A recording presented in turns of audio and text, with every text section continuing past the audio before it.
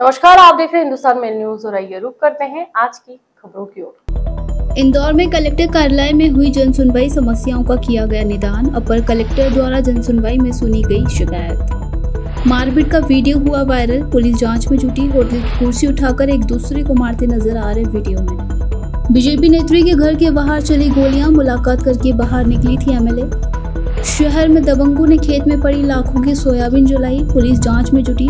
महिला किसान के घर में पहले भी कर चुके हैं तोड़फोड़। दूध व्यापारी के साथ हुई 2 करोड़ की धोखाधड़ी, प्रकरण दर्ज हुआ। भारतीय जनता पार्टी युवा मोर्चा के नगर उपाध्यक्ष पर हुआ केस दर्ज। इंदौर के ग्रामीण एसपी कार्यालय पर धरना प्रदर्शन, राठौर समाज द्वारा किया जा रहा है प्रदर्शन। पुष्य नक्षत्र, धनतेरस और दिवाली के त्योहारों की तैयारी के चलते इंदौर के बाजारों में चहल पहल बढ़ गई है। इस अवसर पर खरीदारी करने के लिए ग्राहकों की भारी भीड़ भी जुट रही है। इसी के चलते पंजाब ज्वेलर्स ने अपने शोरूम के बाहर भव्य सजावट की है, लेकिन यह सजावट अव्यवस्थित पार्किंग की व्यवस्था को भी बढ़ा रही है। पंजाब ज्वेलर्स ने अपने शोरूम के सामने भव्य सजावट की है, जिसमें 1500 वर्ग फीट का शामियाना, लालटेन लड़ी और आकर्षक द्वार शामिल है। लेकिन यह सजावट बेतरतीब पार्किंग की समस्या को भी जन्म दे रही है। जहां सामान्य दिनों में गाड़ियां खड़ी होती थी, अब वही गाड़ियां बीआरटीएस की सर्विस रोड पर खड़ी हो रही हैं। ये हालात नगर चौराहे पर जाम बढ़ाने में योगदान दे रहे हैं। पार्किंग की बाधा को दूर करने के लिए नगर निगम ठेले और गुमटियों को हटा रहा है, लेकिन शामियाना वहीं का वही है। यातायात पुलिस भी इन समस्याओं से निपटने की कोशिश कर रही है, लेकिन सड़क पर खड़े वाहनों की संख्या कम नहीं हो रही है। तो बात की जाए पंजाब ज्वेलर्स की, अन्य जो दुकान शोरूम संचालक इन लोग बड़े-बड़े होर्डिंग बोर्ड पर लगा करके उसके लिए कोई दिशा निर्देश जारी करेगा यातायात? यह काम नगर निगम का है। यातायात के संबंध में हम लोग समय समय पे अनाउंस करते रहते हैं और नगर निगम के साथ मिलकर संयुक्त रूप से हम लोग कार्रवाई भी करते हैं। इंदौर में आए दिन सोशल मीडिया पर युवाओं के उत्पात कर मारपीट के वीडियो वायरल हो रहे हैं। ऐसा ही एक ताजा मामला छोटी ग्वालटोली थाना क्षेत्र में रात के समय का वायरल हुआ, जिसमें होटल की कुर्सी से मारपीट होती हुई नजर आ रही है। पूरे मामले में छोटी ग्वालटोली थाना क्षेत्र के सरवटे बस स्टैंड पर कई होटल की दुकानें संचालित होती है और इन्हीं होटल पर युवक आए दिन हंगामा भी करते हुए नजर आते हैं। थाना प्रभारी कमलेश कामले का कहना है कि समय पर दुकान और होटल बंद कर दिए जाते हैं और समय समय पर जो होटल संचालित होते हैं उनकी चेकिंग भी की जाती है।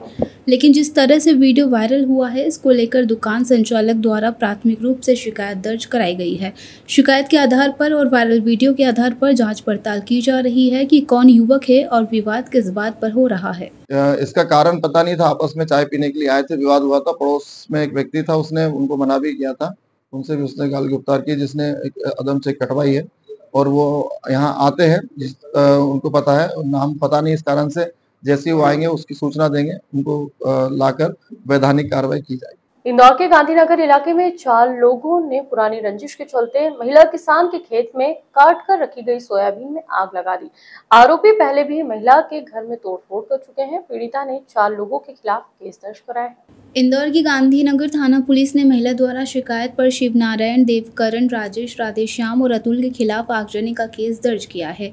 महिला ने पुलिस को अपनी शिकायत में बताया कि वह 4 अक्टूबर को मायके में थी, तब पता चला कि ये 5 लड़के उसके खेत के पास खड़े हैं और उन्होंने खेत में आग लगा दी है। साथ ही साथ वह चिल्ला रहे थे कि जो भी इस आग को बुझाने की कोशिश करेगा हम उसे भी जला देंगे।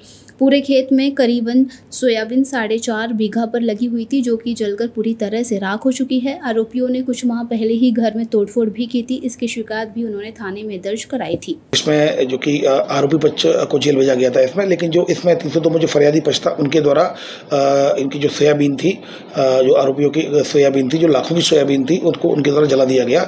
इस पर से जो महिला रिपोर्ट लिखाने आई थी, उस महिला की रिपोर्ट पर से जो आगजनी और ये नुकसान का एक केस रजिस्टर कर लिया गया है। आरोपियों इसमें 4 आरोपी बनाए गए हैं। आरोपियों की तलाश जारी है। इंदौर कलेक्टर कार्यालय में प्रति मंगलवार को होने वाली जन सुनवाई में तमाम पीड़ित अपनी समस्याएं लेकर पहुंचे, जिन्हें अपर कलेक्टर द्वारा सुनवाई के दौरान उनकी समस्याओं के आधार पर संबंधित विभागों से चर्चा कर अधिकारियों को अवगत करा दिया गया। तो वहीं स्कूली शिक्षा को लेकर भी कई छात्र पहुंचे थे। बताई है तो जो भी संबंधित विभाग है उन्होंने उसका संज्ञान लेकर तत्काल कार्रवाई करने की कोशिश की है और कुछ मामले जो हैं वो जो ज़मीन से संबंधित हैं, राजस्व से संबंधित हैं, तो राजस्व विभाग उनको देख रहा है। कुछ कॉलोनी संबंधित है तो उनको हमारा कॉलोनी सेल देख रहा है और जो दिव्यांगजनों से संबंधित है उसमें सोशल जस्टिस डिपार्टमेंट देख रहा है। इस प्रकार से अलग अलग डिपार्टमेंट अपनी त्वरित कार्रवाई करने की कोशिश कर रहे हैं और कुछ केसेस हैं जहां पर कि लगता है कि तत्काल स्वास्थ्य के लिए राशि उपलब्ध कराई जानी है, तो वो रेड क्रॉस से उसमें कुछ राशि भी स्वीकृत की गई है। कुछ इंदौर के क्षत्रिपुरा इलाके में सोमवार की रात उस वक्त हड़कंप मच गया जब यहां अचानक से फायरिंग हो गई। बताया जा रहा है कि यहां गोलियां बीजेपी की महिला नेत्री शैलजा मिश्रा के घर के आसपास चली। खास बात यह है कि महू से बीजेपी विधायक और पूर्व मंत्री उषा ठाकुर शैलजा मिश्रा से मिलने उनके घर पहुंची थी। ऐसे में जब वह मुलाकात के बाद निकली तो उसके कुछ देर बाद ही गोली चलने की आवाज सुनाई। इस घटना से हर कोई हैरान रह गया है। मामले की जानकारी मिलते ही पुलिस की टीम भी मौके पर पहुंच गई। वहीं इस घटना के बाद कयासबाजी का दौर भी लगातार जारी है। मामले की जानकारी मिलते ही इंदौर पुलिस अलर्ट हो गई है। डीसीपी ऋषिकेश मीना ने मामले में जांच के निर्देश दिए हैं। स्थानीय लोगों का कहना है कि पहले तो पटाखे जैसी आवाज आई थी, लेकिन बाद में पता चला कि गोली चली है। ऐसे में स्थिति को लेकर पुलिस अलर्ट भी है। मामला इसलिए भी पेचीदा लग रहा है क्योंकि बीजेपी विधायक उषा ठाकुर वहां से निकली थी। ऐसे में कहीं कोई और वजह तो नहीं है, इसलिए इंदौर पुलिस मामले की गहन जांच में जुटी हुई है। इंदौर में भारतीय जनता युवा मोर्चा के नगर उपाध्यक्ष कपिल गोयल और उनकी पत्नी के खिलाफ एमजी रोड थाने पर दूध व्यापारी के साथ 2 करोड़ की धोखाधड़ी किए जाने का मामला दर्ज किया गया है। फरियादी को नकली बैंक एफडी भी थमा दी थी। दरअसल इंदौर के वाणगंगा इलाके में रहने वाले दूध व्यापारी के साथ भाजपा युवा मोर्चा के नगर उपाध्यक्ष कपिल गोयल और उनकी पत्नी द्वारा 2 करोड़ रुपए की धोखाधड़ी किए जाने का मामला पुलिस ने दर्ज किया है। इस मामले में फरियादी के वकील कृष्ण कुमार कुन्हारे ने बताया कि कपिल ने राजनीतिक आवश्यकता और सॉफ्टवेयर कंपनी में इन्वेस्ट करने के नाम पर लिखित दस्तावेज के आधार पर 2023 में 1 साल के लिए 2 करोड़ रुपए लिए थे। जब 1 साल बाद फरियादी ने कपिल से पैसे वापस मांगे तो उन्होंने राजनीतिक रसूख का हवाला देकर पैसे लौटाने से मना कर दिया। इस मामले में फरियादी ने पुलिस कमिश्नर को शिकायत की, जिसके बाद एमजी रोड पुलिस ने जांच पड़ताल और दस्तावेजों की समीक्षा के बाद कपिल और उनकी पत्नी के खिलाफ धोखाधड़ी का मामला दर्ज कर लिया है। ये एक मामला थाना एमजी रोड में जांच के पश्चात पंजीबद्ध किया गया है, जिसमें जयेश व्यास जी के द्वारा कपिल गोयल जो पूर्व नगर उपाध्यक्ष युवा मोर्चा के हैं उनको 2 करोड़ रुपए उधार दिए गए थे, जिसके एवज में 8-8 लाख रुपए 25-25 लाख रुपए के 8 चेक भी दिए गए थे।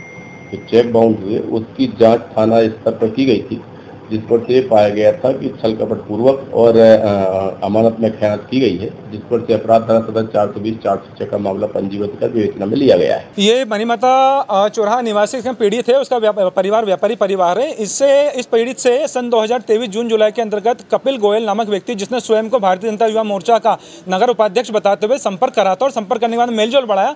मेलजोल बढ़ाने के बाद में एक अन्य जो नगर के अध्यक्ष महोदय श्री सौगात मिश्रा जी, इनके संबंधों का हवाला देकर और उनको भी अंधकार में रखते हुए पीड़ित फरियादी से 2 करोड़ रुपए आर्थिक उधार रुपए पैसे मांगे थे। पीड़ित ने पूरे के पूरे 2 करोड़ रुपए उसको जिला न्यायालय इंदौर में लिखा पढ़ी करने के कपिल गोयल को दिए थे और उसने 31 मार्च 2024 तक वापस पैसा लौटाने का बोला था, लेकिन वो पैसा वापस नहीं लौटाया।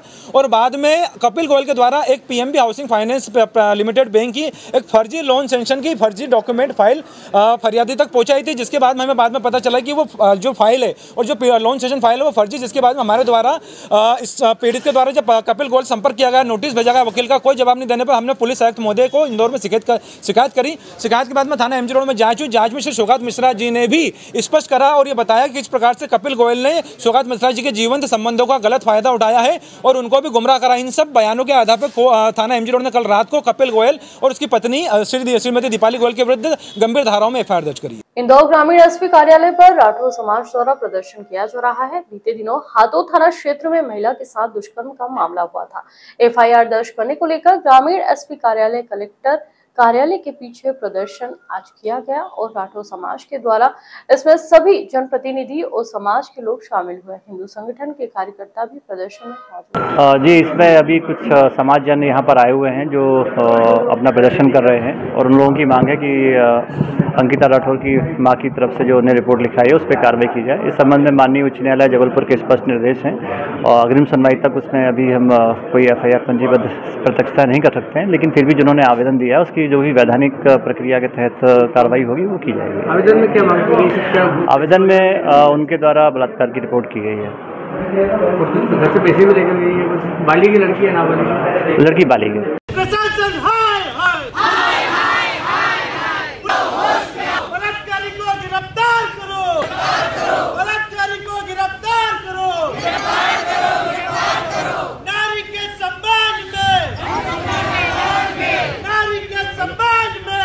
हम लोग आज जो हमारी बहन अंकिता राठौर, जिसको एक अन्य धर्म के व्यक्ति के द्वारा महिला फुसला कर ले गया है, उसके विरोध में और उसके परिवार पर जो प्रताड़ना हुई है, उसके परिवार की एक सदस्य के साथ बहुत दुष्कर्म किया गया है, उसके पैसे भी छीने गए हैं।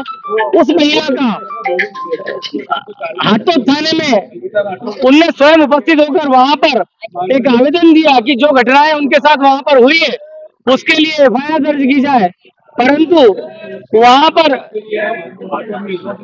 हाईकोर्ट की एक रिट का हवाला देते हुए उन्होंने एफआईआर दर्ज करने से इनकार कर दिया है। हैरानी की बात यह है कि यह चोरी सेक्शन इंचार्ज की पोस्ट पर काम करने वाले कर्मचारी द्वारा की गई है। सीसीटीवी फुटेज से इस घटना का खुलासा हुआ है। जानकारी के अनुसार ज्वेलर्स के प्रबंधक हिमांशु जैन और उनके साथी नरेंद्र त्रिपाठी रविवार शाम थाने पहुंचे। उन्होंने जब स्टॉक रूम की जांच की तो पाया गया कि 25 ग्राम सोने के आभूषण कम हैं। जब प्रबंधक ने कैमरे की रिकॉर्डिंग चेक की तो शुक्रवार की रात को सेक्शन इंचार्ज प्रदीप, जो कि दौलतराम कटारा का पुत्र है और भरतपुर राजस्थान का निवासी है, उसको आभूषण निकालते हुए देखा गया है। हिमांशु के मुताबिक प्रदीप ने लगभग 8 सोने के मंगलसूत्र अपने कपड़ों में छिपाकर ले जाने की कोशिश की। इस मामले में पुलिस ने एफआईआर दर्ज कर जांच शुरू कर दी है।